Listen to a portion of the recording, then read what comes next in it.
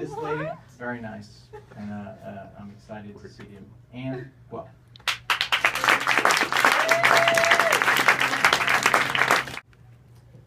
So back in China, where I'm from, only rich people get to play golf and use the toilet.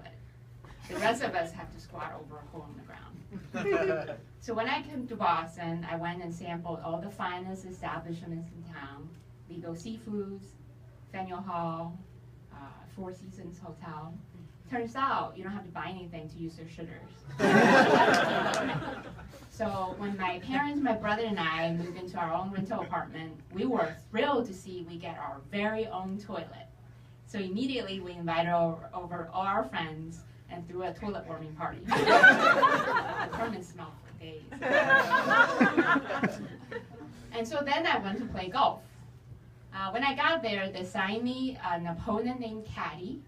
And at the first hole, Caddy says, "Look like you're new to golf." I'm like, "Yeah." He said, "I suggest you use a 9-iron. I'm like, "What are you trying to pull here, huh?" "I think I'll use a stick called the putter instead." And I broke 100 on the first hole.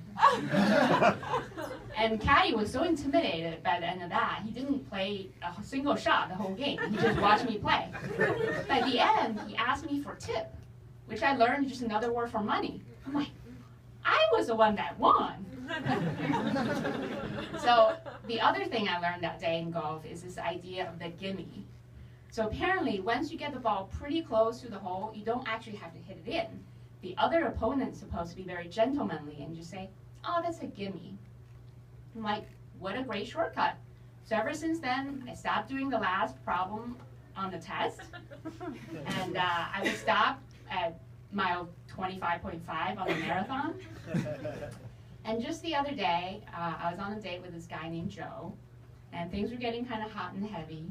And Joe is reaching back for the condom. And I'm like, "Joey, ball's pretty close to the hole. Take a gimme." And so when I first moved to the country, I was 13, and I'm sure you all have very fond memories of